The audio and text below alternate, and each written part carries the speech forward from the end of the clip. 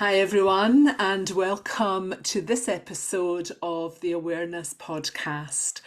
My name's Susan Telford, and I'm the host of the Living an Awakened Life segment. I'm here today with Jac O'Keeffe. Hi, Jac. It's lovely to see you again. I think this is our second podcast, isn't it? It is indeed. Hello, Susan. Hello, everybody who's tuned in. It's lovely to see you. If you're not familiar with Jac, I'll just read her bio before we get started.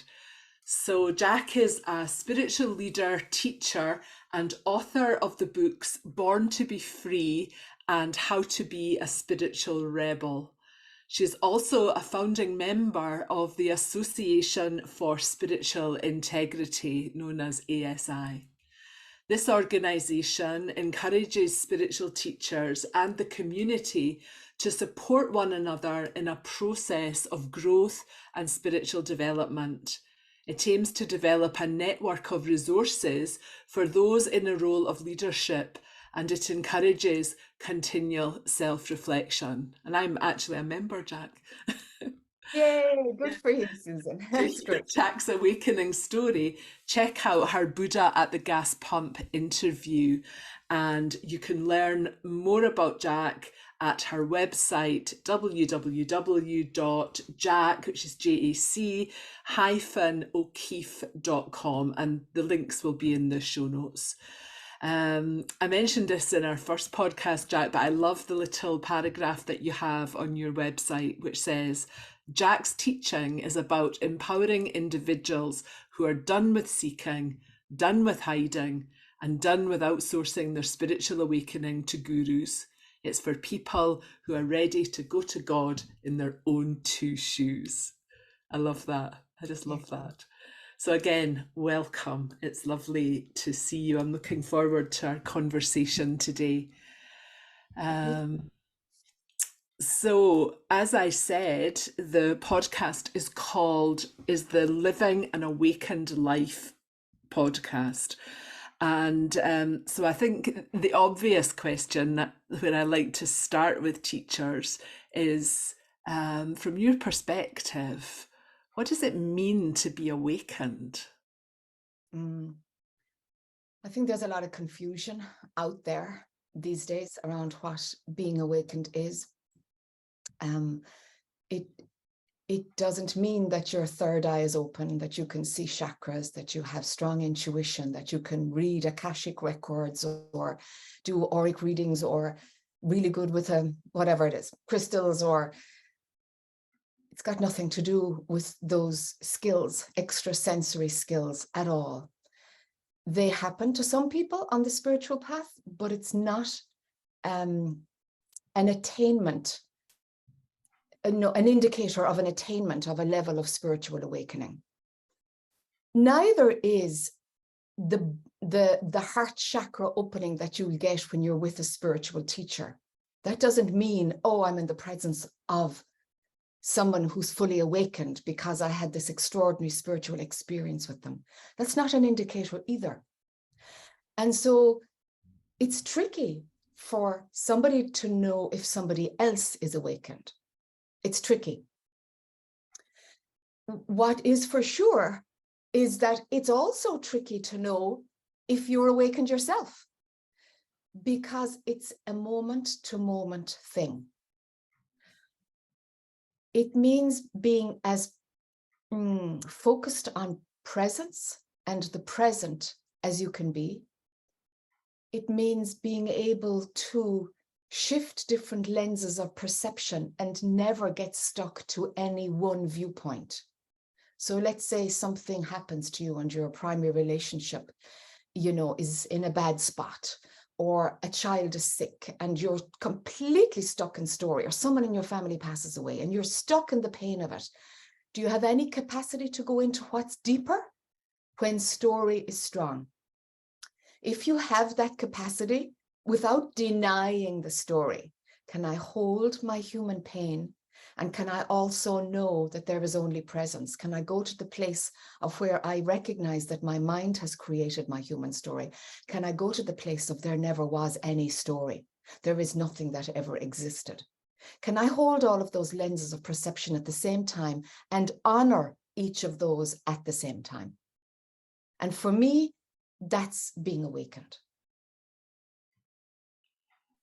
It's a type of mastery of recognizing how we see as humanness, our humanness, how we see from a human perspective, how we observe our thoughts, all at the same time, a capacity to weave in and out with ease, how we can sit in presence, how we can go into the absolute, go into oneness, and go to nothing ever happened. And sometimes people can go, I can taste presence, and I can do presence and the story, and I slip in and out between presence and the story. Fantastic. Keep going, keep going. And then you have people who get stuck on the non-dual layer and go, well, you know, every emotional story, every human experience is created by mind and it's not real. Now we have, that's unhealthy. That's an attachment to the non-dual, because you've lost the capacity to feel the reality of what it is to be human. In a certain zone, it's very potent to allow yourself to have the experience of being human and not stick to it. How can you be fully human and fully divine? So a lot of the non-dual teachers nowadays, you know, if you have a problem, bring it into the stillness and the problem will disappear. And what I see is fallout from that, of where human skill and human pain is not held, not healed. We have dissociation, we have buried trauma, we have spiritual bypassing, because the capacity, that mastery of being able to allow your humanness and your divinity to be present at the same time, with attention at the same time. How do we do that? And that for me is living an awakened life. Yeah, because there seems to be, there's probably more than two, but I'm going to say two, kind of different approaches, and I'm seeing this, you know, as I interview people month by month.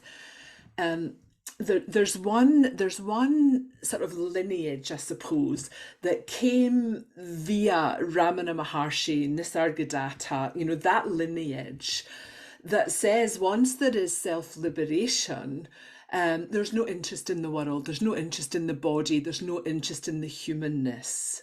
Yes. And then there's the other kind of side, which came, I suppose, from teachers such as Atmananda Krishna Menon, Jean Klein, Francis Lucille, Rupert Spira, that kind of lineage, although that's not a lineage, but you know what I mean, that says, yes, there is this inward facing path where we discover the truth of our true nature, but knowing that, we then take the outward facing path back into the human life and deal with the life from this new understanding. So how can you speak to those things? Because they seem like completely different. I remember last year, for the Integrated Awakening series, I interviewed a teacher. It was called the Integrated Awakening series. And what he said was, there is no integration. And I thought, okay, we've got a whole 12-month program on this. Yeah, So that's give what him you're another 10 alluding. years. Yeah, and if he's not stuck, he will discover that there is integration. Yeah. Yeah. So Yeah. speak to that It's a a bit. phase. It's just a Yeah, phase. it's a phase, and we're all in phases, you know, always. There is no final destination. There isn't. There really isn't. It feels like there is. One can believe that there is a final destination, but there isn't. And if we look at nature, like a tree isn't at its perfect state. It goes through a cycle. But we say, yes, it's fully mature now. It looks perfect now, because our brains have been taught, no, there is the top of the pile. There is, I'm at my best. I'm at my peak. But if we look at nature, and we're a part of nature, there isn't actually. There is simply the flow of it. And when a tree is dying, it's becoming compost to nurture what's next. But our value system has been so conditioned to see the top of the heap. And, you know, we strive for that competitive model. Who's the leader? Who's the best? Who's the brightest? And I'll go to the best. What's my purpose? And we're singularly focused. And I think that has bled into our understanding of spirituality. And we've moved away from what is organic and natural, where there was a constant unfolding and maturation at every part of our spiritual nature and our human nature. They're in sync. We can't not, we can't compartmentalize spirituality. And if we do, we then compartmentalize our humanness. And that's when we stop before mastery, because we deny the integration of both. And so the integration is how does this divinity show up with total respect for somebody in human pain, stuck in their story? Can I honor that position? Because that is what I am also. That's me too in that experience. So am I just going to say they're stuck in mind? Really? Is that what the divine would say to me? Because that's what I'm doing here. And so integration blasts open our heart to where there is wisdom and compassion. The compassion allows our heart to be open to every circumstance, which means we're present and we're not judging it. We're very present and we allow whatever the inner response is to come through. And the wisdom is cultivated all through our life. Wisdom of the world, common sense, how to deal with things, upskilling, how do we deal with relationships, how do we process our trauma? Are we skilled enough and aware enough of our humanness so that we can become adults and operate in a human, open, humble way, authentic humility, not striving for popularity or bigger numbers or recognition. You see, that's still in that, can I say, patriarchal or competitive model, you know? So when we look at the Nisargadathas and the Ramana Maharshis, they were of their time. I do know, I'm not sure about Nisargadatta, but I do know from Ramana Maharshi's teachings that many editors have gotten a hold of what he said, and they have taken out all types of things that wouldn't align with that cut and dried non-dual position. Even when I was living in Tiruvannamalai, I knew an editor who was involved in removing anything that might have suggested his humanness. So yeah, you know, and in that period, you know, they're men.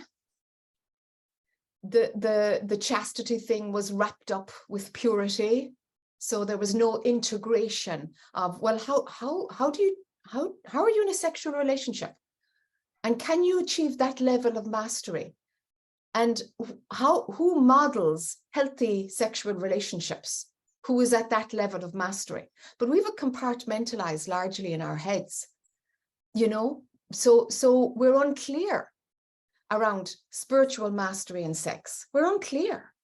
So how do we integrate sex? So, you know, if you don't have a healthy human life, as a teacher, you're going to just be around your students and you'll probably just date your students.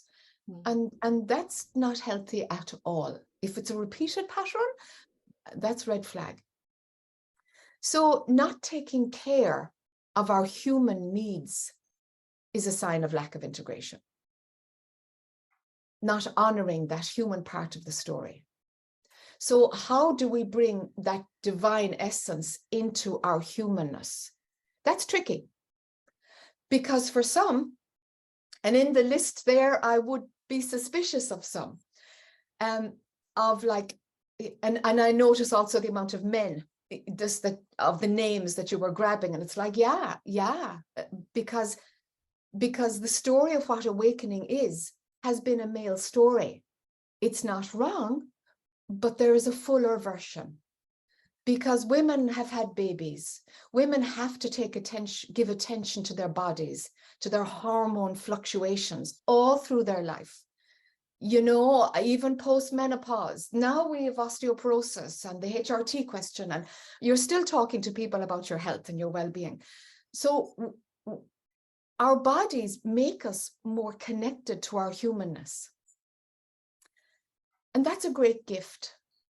And so the female story tends to go towards more integration because we often are more biologically connected to our children in a way that doesn't, it's nothing at all about how much you love your children, but there is a connection because they were inside your body for 40 weeks. There is this other basic human thing that no matter how enlightened you are, it's raw. And you will be mama bear to your children, even if they're in their 50s, you will be mama bear. How do we integrate that? Like, what does your divine awareness say about that? So there is an integration, I think, that is the teaching of that can come from women or from men who have embraced all aspects of their humanness, and I mean their human behavior. How do they respond to their human needs? What's their self-care practice? Is there an answer? Oh no, my divine essence takes care of my humanness. Like from the list that you said, one of those teachers would have said to me personally, like in person, not listening to them on a podcast, but in a conversation, would have said to me, the teaching resolves every human need I have. The teaching just fills me. And when I heard that, I went, it did for me for a while, but then it didn't. I want to bring in common sense and plan for my retirement from my older years. If I live that long, will the divine take care of my bank account? Maybe, maybe not, but I think I need to put some human attention on it because otherwise it's avoidance. And how do you manage that? And he said, the divine takes care of all of it. And I'm like, yes and no. So for me, the embodiment or the integration is what's this relationship between this inner knowing, this awakened life, and the human experience. And if I'm in denial of that, I haven't integrated, I haven't brought that spiritual wisdom into every cell of my being and every part of my human brain, where I honor both. And it's kind of an adulting, it's a maturation, and I call it mastery. It's a spiritual mastery. It's a growing up. Ken Wilber spoke about it, ego maturation, ego maturation, and we can get stuck. And some teachers of their time are about bringing masses to the non-dual awakening, because that's quite an achievement, even to get to that level of awakening. Not many people arrive at that, an abiding non-dual awakening. A lot of people, I suppose everybody really, has access to glimpses. But for it to be your 24/7, to wake up in presence first thing in the morning, that's rare. It is rare.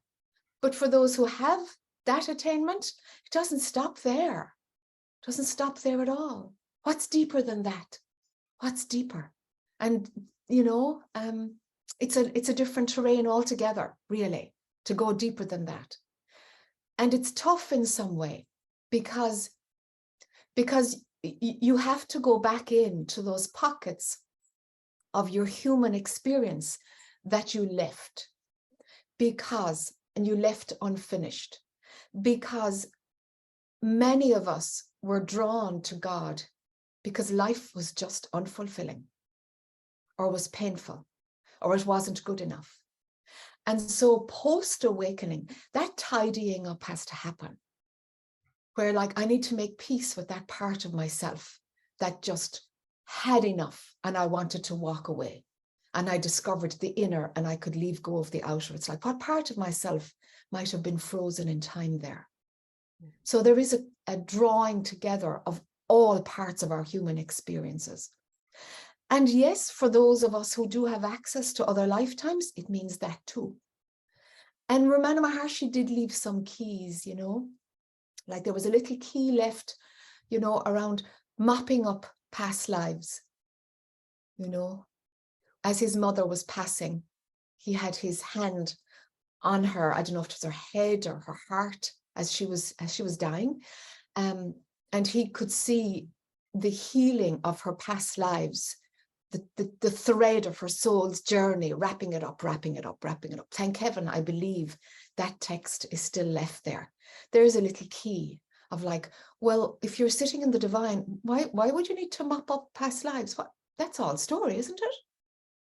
At a certain point, it does look like it's all story. However, go beyond that viewpoint of the non-dual. Go deeper than it. Go deeper than it. Go further in. Jump off, I am the absolute. There is only presence. That's my true nature. Jump off that level of identity. Surrender that. Now go towards emptiness. That's such a good point, Jac, that becomes a new identity. Oh, yeah. And so that's it now, Very safe. Yeah, yeah. And the hiding can continue, and we can deny integration and the shitty parts of our human experience that we compartmentalized and hid from ourselves. Yeah. So, for example, on my own journey, and I've been teaching about awakening for 15 years. And I was teaching spirituality prior to that, all types of stuff. So it's been my adult life, really. Some aspect of awakening to our true nature has always been there. And now I have found that there are pockets, because I have cities, and I have a capacity to go into other dimensions and go into past lives and be omnipresent and all that stuff. And I don't talk about it, but because I'm leaving that work, I'm tending to become more open now. So now I am looking at what my body did with the trauma that it experienced when I was in battle with evil, for example. And there was battles, literally physical battles with evil. Before I wanted to know which is stronger, really, which is stronger, love or the force of evil? I need to know. Everything says God is love, and that, of course, love is stronger. I can't take anybody at their word. I need to know. And my journey has been all about, I have to find out the truth for myself. I have to keep exploring. I cannot teach something from a book. I can't do it. And so in my own exploration, I had to go into very, very dark parts of the spiritual world and the physical world, and where they link. That's not pretty.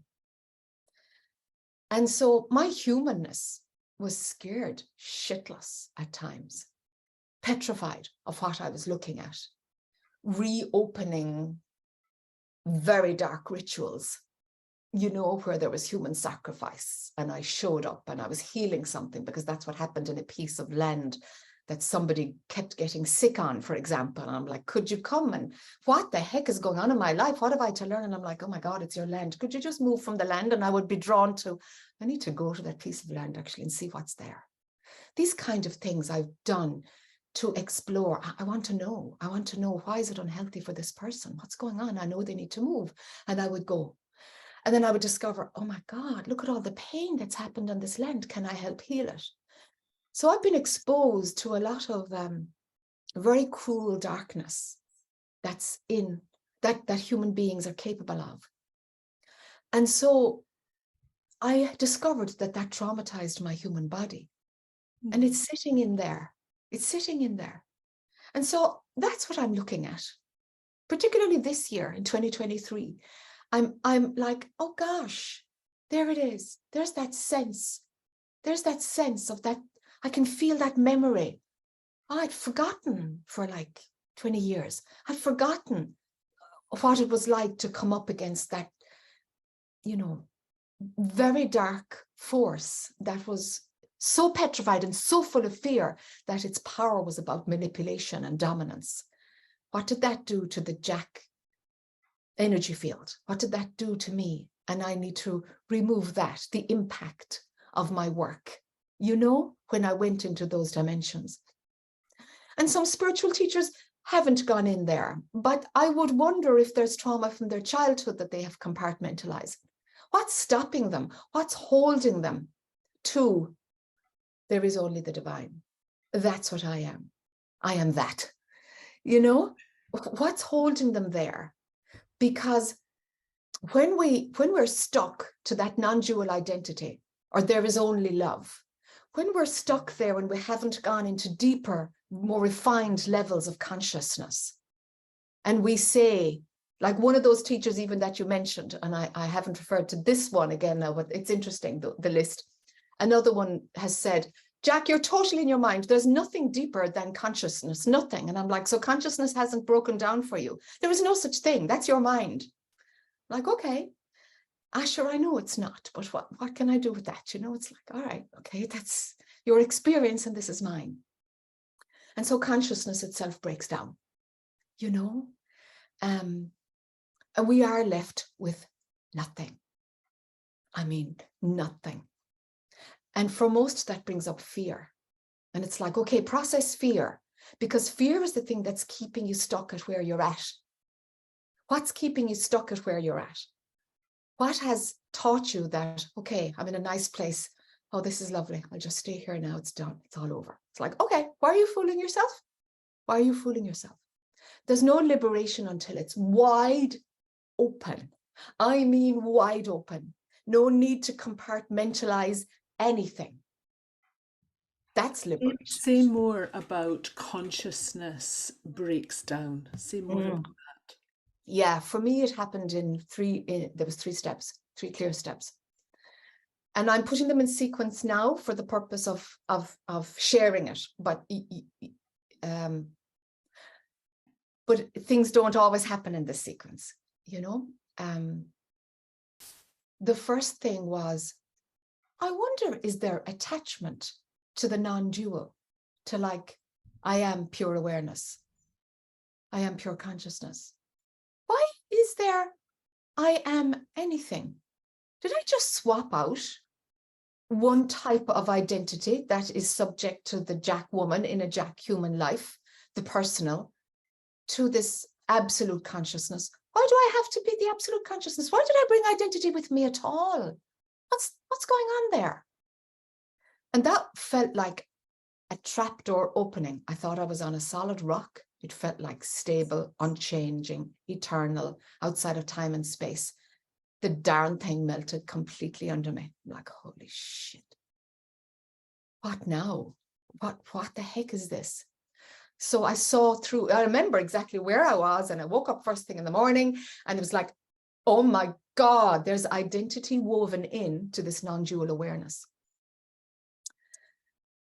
And when we're ready to go beyond it, of course, you see through it. First step, the identification with the non-dual. How does that comfort you? And you'll find out that the attachment to it, the attachment to the teachers that you want to trust, that you give your power to, instead of exploring more on your own, going to God in your own 2 shoes. The second thing is existence. Do I need to exist? Does consciousness need to exist?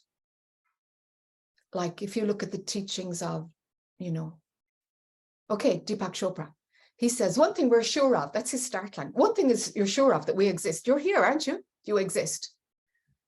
Really? Really? You sure? So the unpacking of existence itself, the concept of existence was shown. So it's not like something exists and something doesn't exist, you know. Like maybe, you know, maybe something existed and then it doesn't exist anymore, like dinosaurs. Yeah, we know now they're not mythological. Dinosaurs did exist and now they don't exist. Okay, I'm not talking about that. There's a much deeper unraveling of existence itself. What is our own individual dependency and assumption around existence? Can you break down that very subtle sense where we've taken for granted that something can exist in the first place? Now go a step deeper, that existence can be, before anything, before consciousness, then there must be some thread of a capacity for existence, because then consciousness can exist. So it's breaking, it's very subtle, it's very fine. You can't go there with your mind. Like these layers, you can't go there with your mind. It's about what we think is the solid ground within us falls apart. It's breaking. It's breaking. So it's destabilizing. What you were standing on is breaking. You can't bring your mind there. It's about So let.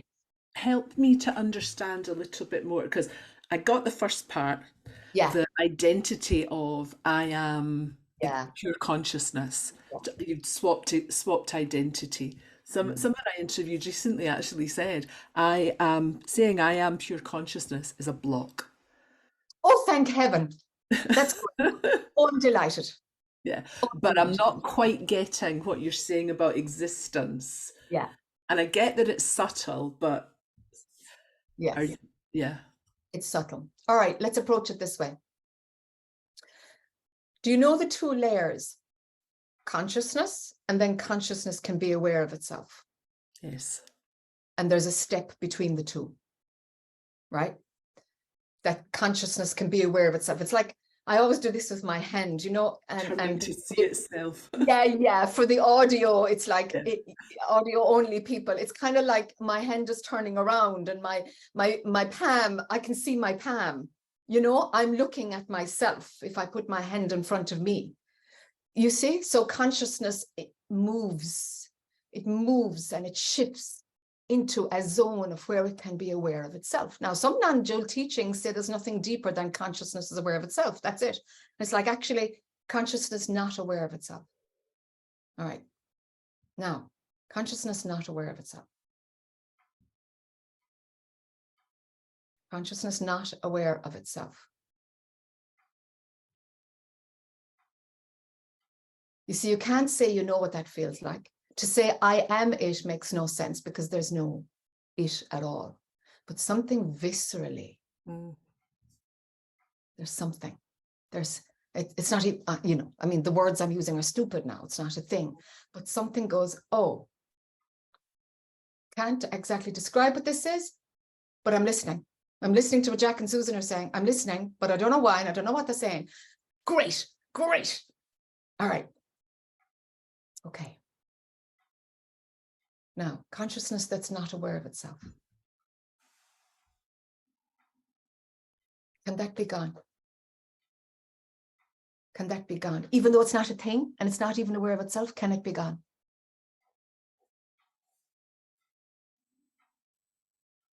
What's the difference between consciousness that's not aware of itself, that exists, and consciousness that's not aware of itself, that neither exists nor doesn't exist?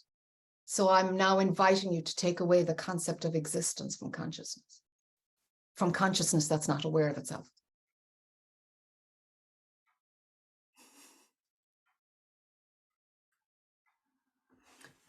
The mind just stops. Yeah. The mind can. There's nothing there. Yeah.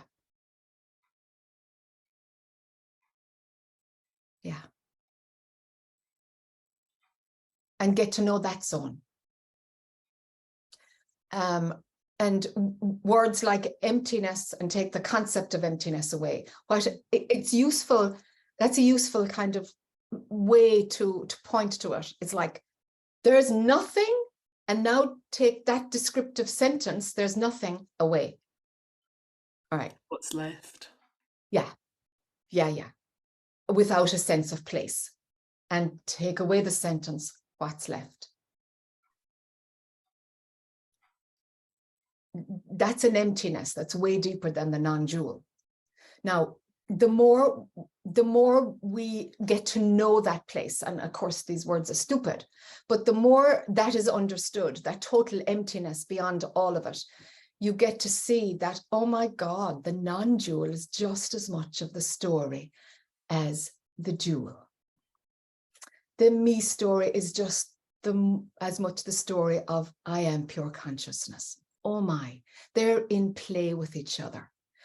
This is real and that's illusory. This is divine and this is human. There's the game. You're outside of both. Well, there's no you, but outside of both is or something. You see, now we're talking about a freedom. And for me, that's liberation. If it's completely liberating. Like my humanness just dances so freely. So the lenses of perception of the non-dual and the dual, they're like, yeah, there is a pure awareness and there's only love, sure. And then further into the movie, with the same joy and levity, there's the Jac woman who's moving trauma from her body from whatever, traumatic spiritual experiences, like there it is, all of it. And that's integration. It's like, can you smoothly move between all these different aspects of story, divine story, and where there's nothing at all, and with that, not even the concept of nothing.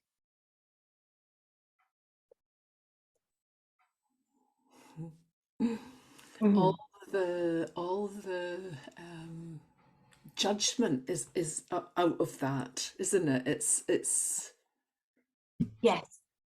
There's no attainment, there's no levels of consciousness. It's all gone. The sense of getting somewhere.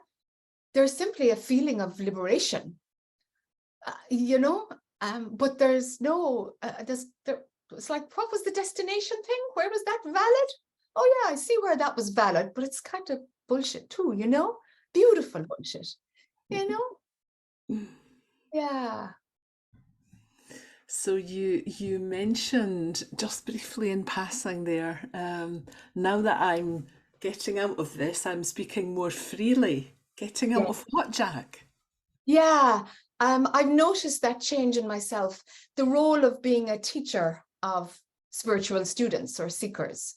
It's taken me a year to really extrapolate myself, but this is my last year as a teacher.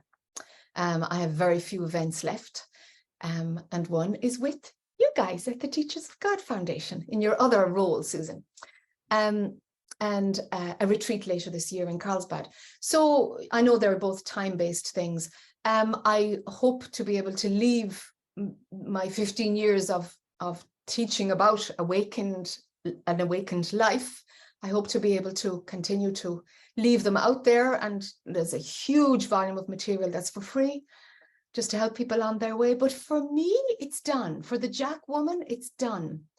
And I am drawn to supporting teachers who are stuck, who mightn't know they're stuck. Some know they are, some know they're not. And so in my change of role, I find that, I have stepping out of that role, I have a better understanding of what the role asked of me and what the role asks of other teachers. And I believe I need to step out. I feel I need to step out of that role in order to better support other spiritual teachers. So is this a development of your work with the Association for Spiritual Integrity? Yeah, and I have a private practice where I support spiritual teachers. And the only way I advertise it is like, if you're a spiritual leader and you feel there's no one I can talk to, then book a private session with me. And that's the only advertisement, and that says it all. That's what it's like for many spiritual teachers. There's no one I can talk to. And some have that feeling, there's no one I can talk to because my level of consciousness is higher than everybody else. There's some who do believe that. It's like, okay, all right, stay there, that's fine. Sometimes there's narcissism in there. Sometimes there, need to be special. There's something in there that's not healthy, of course. And then we've been, part of this beautiful wave of spirituality being open to everybody. You don't have to be in a monastery anymore, or part of a church, or in a robe anymore. And how do you manage then if your peers aren't other people in the cloister? How do you manage? Who do you talk to? When you are a spiritual teacher, who do you talk to? and many have nobody to talk to. And there is this myth that you no longer need the support of a therapist, or a therapist wouldn't understand me. It's like, well, would you try it and bring your humanness only? You know, but if you want to teach the therapist, and a lot of teachers have done that. Yeah, I went to therapy, but I ended up teaching the therapist because the therapist really wanted to know about spirituality. And it's like, okay, that's really messy. You know, you stay in your role as a human being looking for professional support for your humanness. And encourage the therapist, don't be a teacher. But sometimes we get so attached to the role of being a teacher that we're teaching everybody. And then our humanness becomes problematic because we're not listening to or responding to the needs of our humanness. And as I said earlier from a conversation with another teacher, the teachings will not take care of all of your humanness, your human needs. It won't. Sooner or later, it will bubble up and there will be bad behavior, dysfunction, depression. Something will happen. It will cry for help. You know, because your humanness will keep evolving. Even if you're stuck in your spirituality, your humanness will keep evolving. It will want to be addressed. Yeah. Mm. So for the the majority of people, I guess, who will listen to this podcast are not spiritual teachers. They're people, living regular Correct. lives with families and jobs and all that kind of stuff. Yes, wonderful. So what kind of pointers would you give them? Things to kind of notice if they have maybe they're maybe not dealing with their humanness, they're looking for the answers simply in their spiritual life. Yes. What are the kind of signs that that's going on in someone's life? Yes. One is to be really aware of bypassing. So If there what you is, mean by bypassing, just in case people don't know what that means? sure. So spiritual bypassing is a new term. There's even books on it. But actually, what it means in one sentence is when there's something going on in your humanness and you use a sentence from your spirituality to quieten it down. So it's like, what can happen? It's like, I'm really angry at such and such a comment, or my sibling. I'm really angry at my sibling. And it's like, look, okay, then you come in with, instead of, okay, I need to actually deal with my anger and see what's underneath it. Underneath every piece of anger is an unmet desire. That's where you need to go, actually. But if you spiritually bypass, what you'll do is you'll go into, okay, I need to forgive them and forgive myself. I need to just remember that it's all one and that they are me in another form. So you're using a spiritual teaching to ignore and to quell and quench your human experience, particularly human emotions. It's like, actually, can I be an adult about how I deal with my anger? There's a midway, can I upskill in my humanness and evolve my human personality, my unidentified ego? You still have to work with maturing that. How does it deal with, do I honor my human emotions? Do I know them really implicitly? Have I got space for them? Or do I want to put my spirituality over them to deaden them down? You see? So very often, like, we have these busy human lives and we have a spiritual practice. All right. And then we know our spiritual practice gives us our refuge. Great. Now there comes a tipping point of where we no longer want to address our humanness with human upskilling. We want to address our humanness with our spirituality. Problem. That's tricky. That's tricky terrain. So try to cultivate some more honesty with yourself and a deeper wisdom to, like, okay, I need to spend time with my humanness. Let's take this for a walk and see what actually is unresolved in my own humanness here that gave rise to this feeling, rather than I'll just bring it into meditation and it'll probably dissolve. It's like, you're just putting that into cold storage. Mm-hmm. Yeah. So it's fully human, fully divine. Yeah, I love that. Yeah. Yeah. And say a bit more about, you alluded to um, spirituality has historically been more the province of men. Yes. With that kind of model where, you went to a guru, you went to live in an ashram, you kind of withdrew a bit from everyday life. So how is it different for women particularly?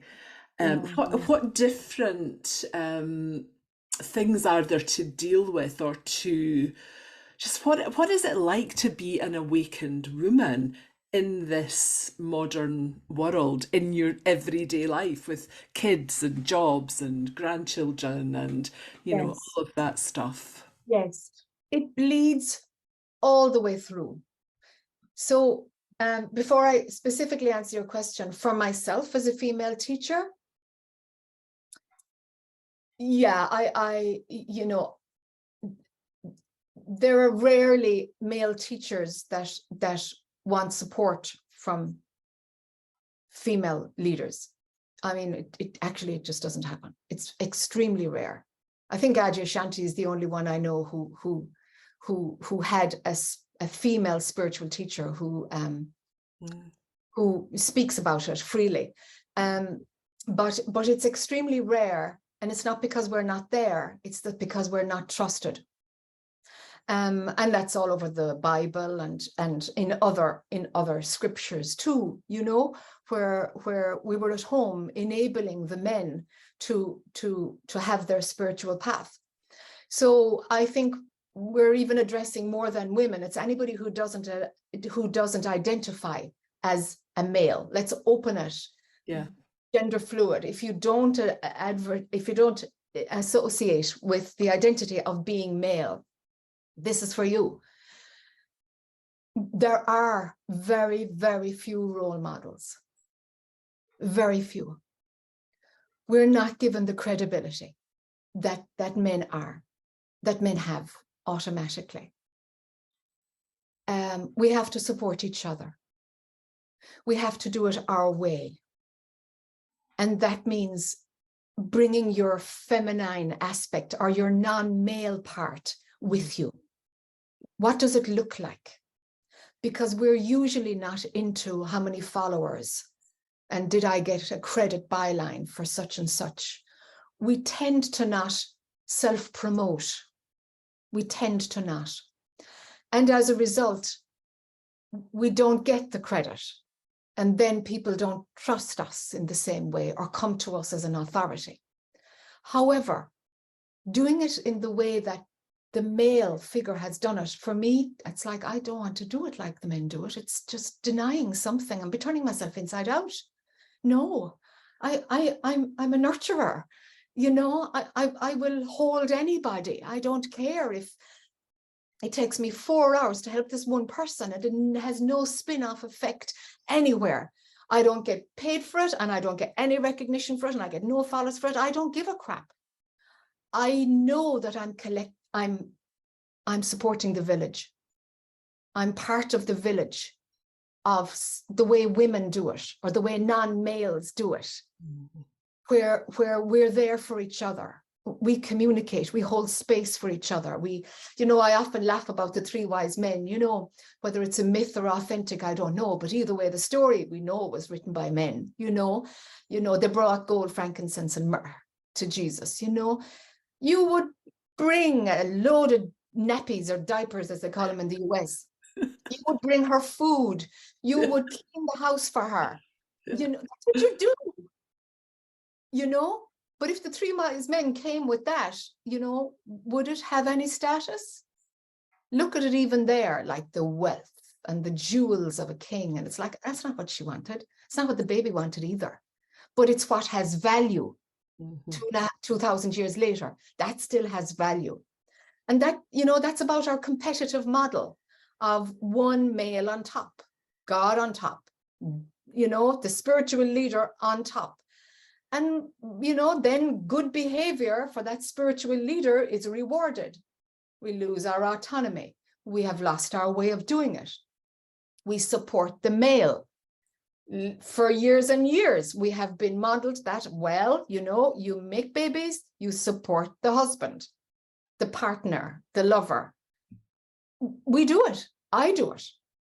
We support our partners in ways that they don't even know about. Mm-hmm. You see? But society doesn't have any structures yet that values that.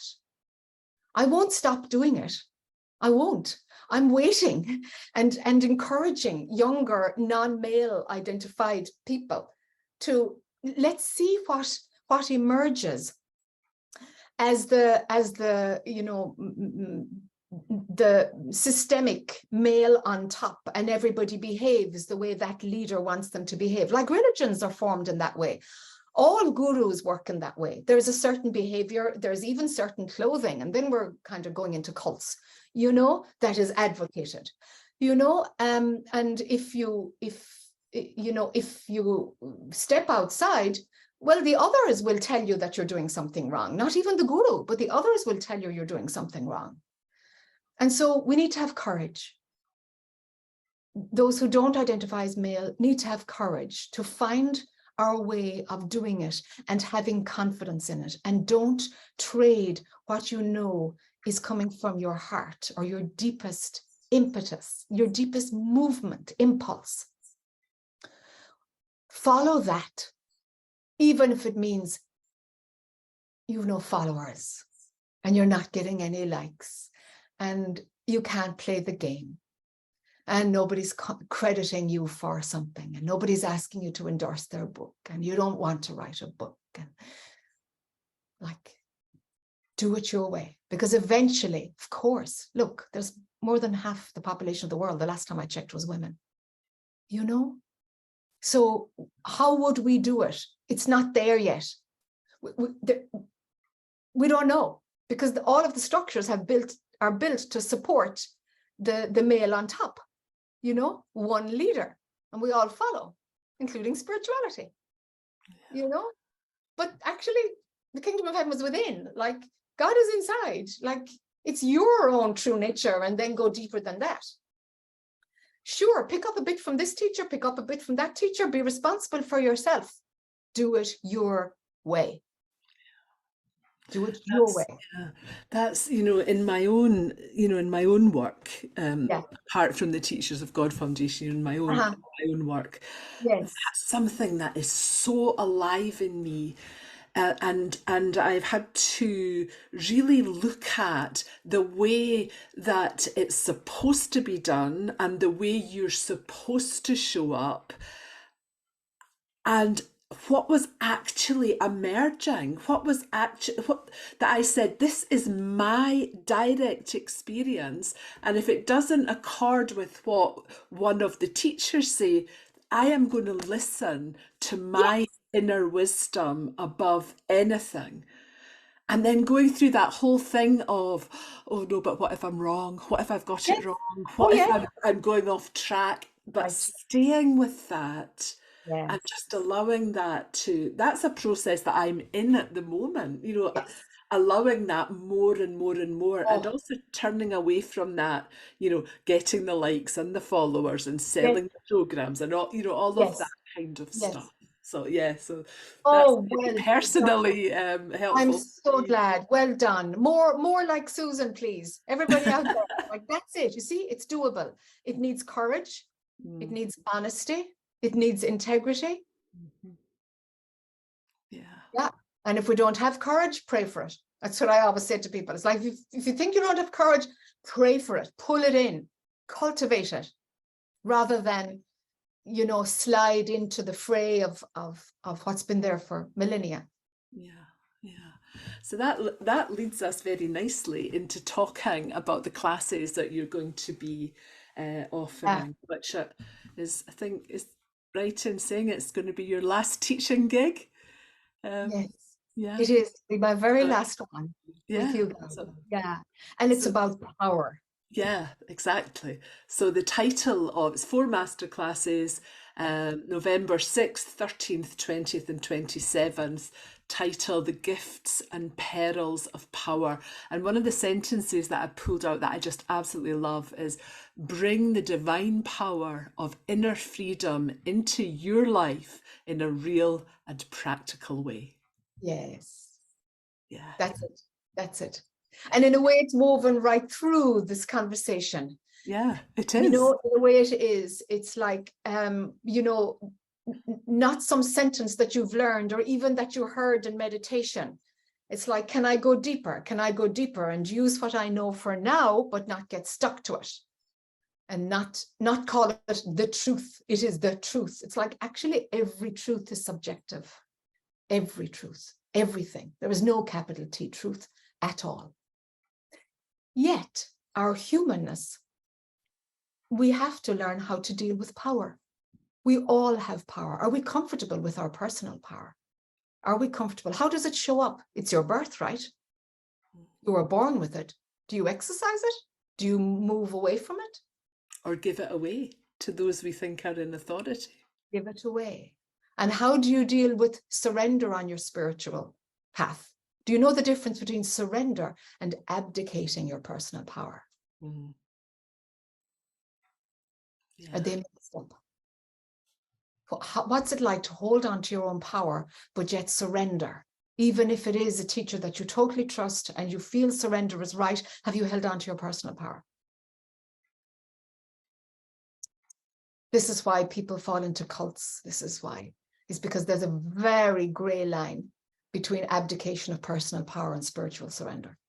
But unless you are solid in your own personal power, you can't see that gray line actually can be very crystal clear. But owning your personal power and feeling comfortable with your personal power. And you know, Susan, the amount of people I've come up with that is like, I'm so scared of my power, it must be from another time that I abused it. That comes up a lot. So if somebody feels like I'm scared of abusing power, but it doesn't make any sense why I'm afraid of it. It's like, yep, that happens too.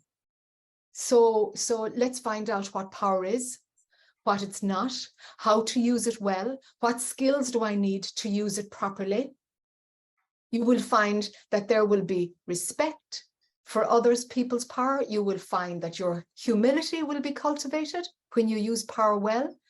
You will discover that we all misuse power, and that is not abusing power. Misusing power happens because we've got a blind spot, because there's some aspect in our personality that we haven't seen yet, and we need to mature a little bit and dig into. And that can be such fun. It's like, oh my God, I didn't see that about myself. And, you know, we feel more and more liberated once we kind of open up another aspect of our personality that we didn't recognize before. So when we misuse power, there are ways and skills and tools to course correct. It's like, oh, okay, I can learn something here. We can be curious about like more aspects of ourselves and feel more whole, humanly whole, course correct and move on, you know? So there's a whole plethora of skills and tools about power and the spiritual path that is necessary in order for us to not get trapped in either that hierarchical systemic model, you know, that so many men have bought into because our system endorses it. And as we bring more awareness into it, we have to learn how to use our power in a wholesome, healthy way. And that's what the masterclass is about. Yeah, great, thank you. So I just want to go over the session titles. Session 1 is going to be called What Did Life Teach You About Power? Session 2, The Misuse and Abuse of Power. Session 3, Repair. I love what you said there. Together we will speak to our vulnerability as humans as we honour the sacredness of our tenderness. Say a bit more about that. Yeah. I'm going to bring in an example with the Association for Spiritual Integrity, which is where my work is going now. That's what I will be doing as I resign from teaching. We're setting up models of peer support. where teachers can talk to other teachers. What we have found is that being able to be vulnerable is a skill. Not a lot of teachers have it. And I was very surprised to learn that. Some people came to the peer support, eight meetings in a small group. Some came and spent the whole 8 meetings trying to learn how to be vulnerable, not having access to that part of themselves. Because their spiritual teachings taught them how to bury it and deny it. And so how do we learn to be vulnerable? I had an expectation that teachers knew how to be vulnerable. It's like, oh gosh, actually, no, we have to learn how to be vulnerable before we talk to our peers about our vulnerability. And maybe that's why too, in an earlier example, like maybe that's why too, that when we go to the psychotherapist, we are so unfamiliar with being vulnerable, we end up teaching them. You know, it's like, what was wrong about being open and naked and raw and human? What does that feel like? Can we find the sacredness in it? Are we scared of it? Well, it feels sometimes that it would say something about your realization and your ability to teach. If I show vulnerability, then maybe people will think I don't have the realization that I'm teaching and transmitting to others. In the patriarchal model, it's not allowed at all. It's a sign of vulnerability. Yep.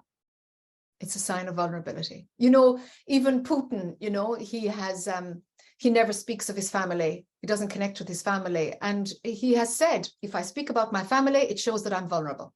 Yeah. Right? So there's an extreme, but it's also within spirituality. Vulnerability is equated with weakness, isn't it? With weakness. Yeah. That's right.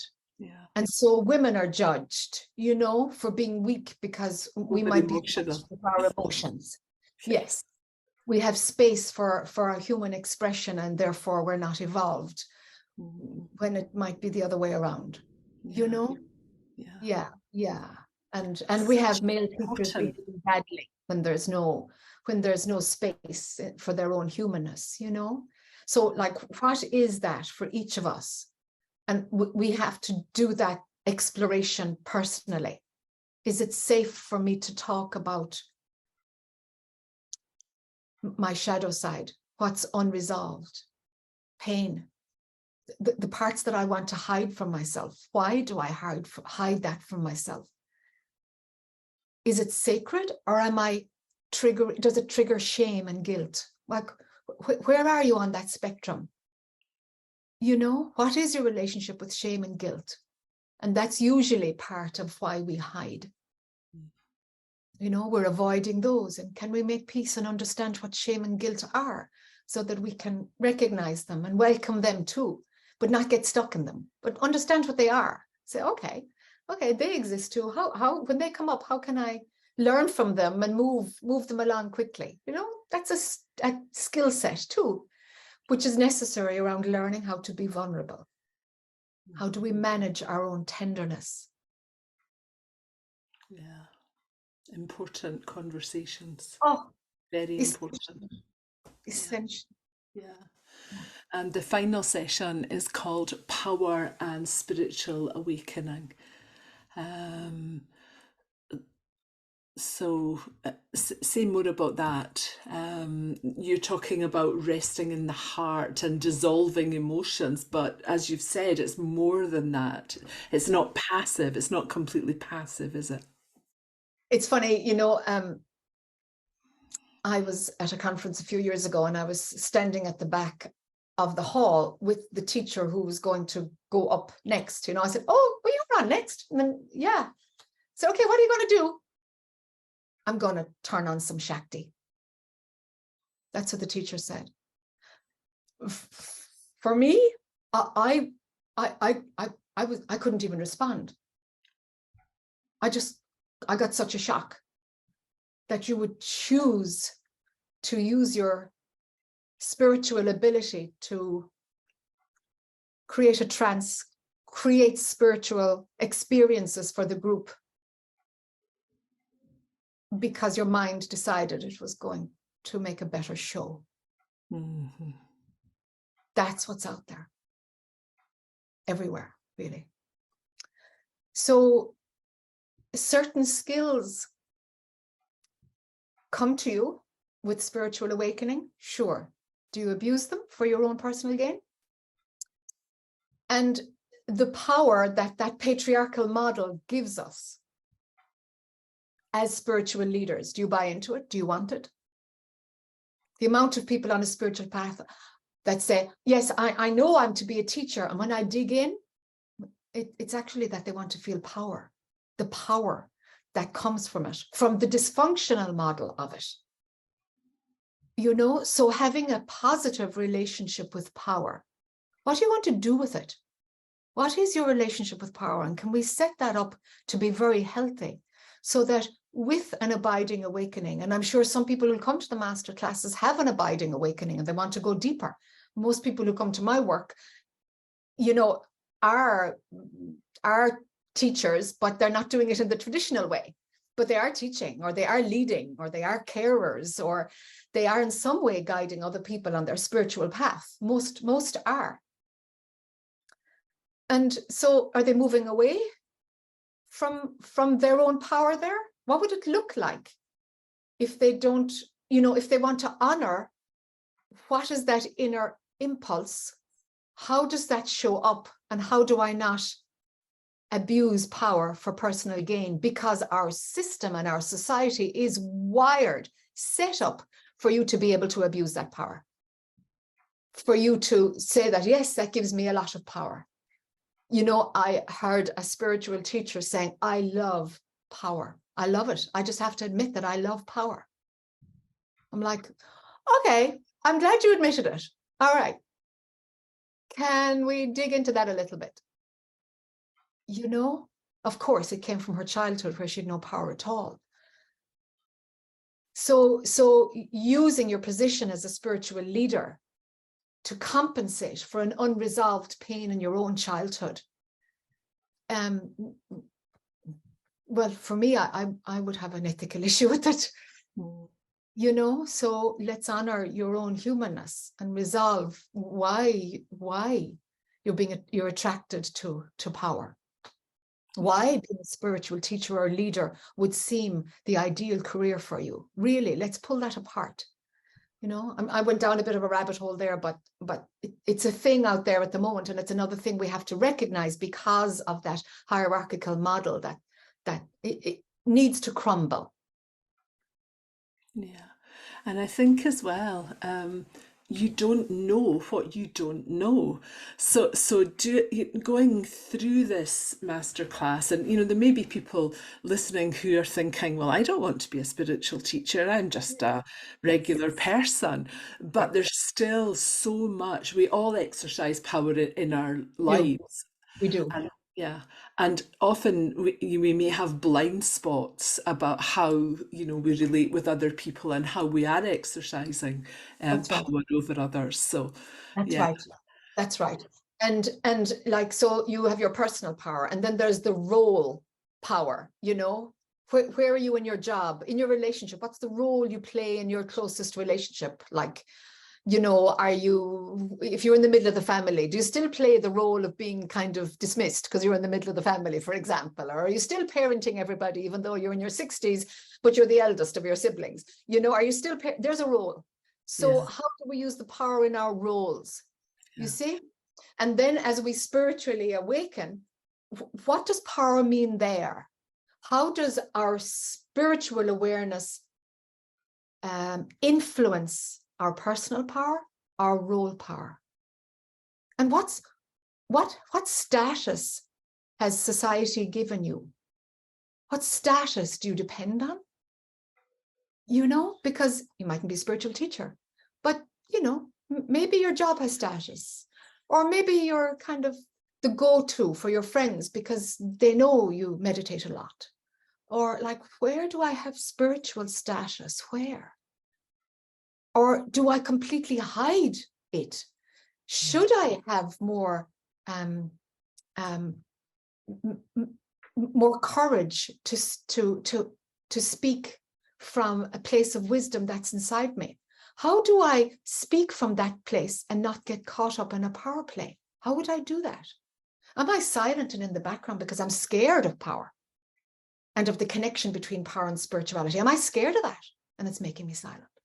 So these are places where we want to explore, Yeah, lots to explore. Yeah, I'm Oh, really looking it's so forward rich. to it. Yes, yeah. I can hear from our discussion. It's a very rich area of exploration. So I'm really looking forward to being with you in November for this series of classes. Thank you. So thank you so much, Jac, for being with me today and for our lovely conversation. Yeah, Thank I just you. feel there's so much to absorb, and this is a podcast that I'm going to go back and listen to in more Yeah. detail again. Yeah. So Super. thank you very Yeah, much, and I thank you look for the forward to opportunity. seeing you in November. Wonderful. Thank you, everybody. Thanks for listening, everyone. Bye bye. Bye.